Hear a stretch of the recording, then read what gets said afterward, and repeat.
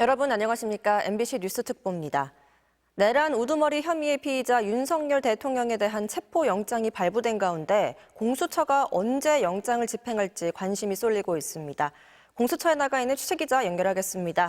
자, 구나영 기자, 언제 집행할 것으로 보이나요? 네, 2024년의 마지막 날이었던 그제 윤석열 대통령 체포영장이 발부됐죠. 어제가 새해이자 휴일이었던 점을 고려하면 공수처는 이르면 오늘 체포영장을 집행할 것으로 보입니다. 공수처는 구체적인 일정을 현재까지는 극비에 붙이는 모습인데요.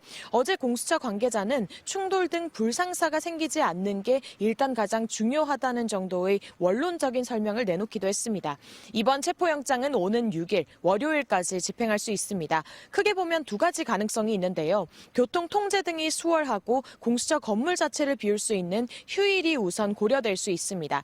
선택지가 될 수 있던 1월 1일, 어제는 지나간 거고요. 그럼 4일 토요일이나 5일 일요일인 겁니다. 다만 주말이 될 경우 체포영장 마감일이 너무 가까워서 한 번의 실패도 없어야 한다는 부담을 갖게 되는데요. 그래서 또 하나 제기되는 가능성이 평일, 그중에서도 이르면 오늘입니다. 공수처 수뇌부는 될 수 있으면 집회 참가자와의 불필요한 충돌, 마찰 등을 피하고 싶어 하는데요. 사람들이 덜 몰릴 수 있고 실패해도 마감일까지 여유가 남는 오늘 가능성도 제기되고 있는 겁니다. 공수처가 발부받은 수색영장에는 야간 집행이 가능하다는 내용도 포함된 것으로 전해졌지만 밤보다는 일단은 낮에 집행하는 게 유력해 보입니다. 네, 평일이든 휴일이든 사실상 체포영장 집행이 임박한 건데 공수처 준비 상황도 전해주시죠.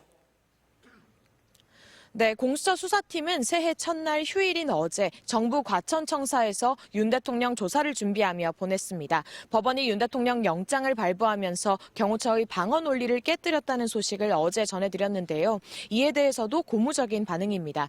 윤 대통령 조사에는 주임 검사인 차정현 부장검사를 비롯해 수사팀 검사 한두 명을 더 투입하는 걸 검토 중이고요.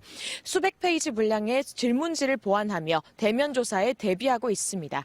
영상 녹화 장비가 설치된 조사실도 구비됐고요. 피의자 윤 대통령이 구금될 서울 구치소를 정비하기 위해 법무부와도 소통하고 있는 것으로 전해졌습니다. 지금까지 공수처에서 전해드렸습니다.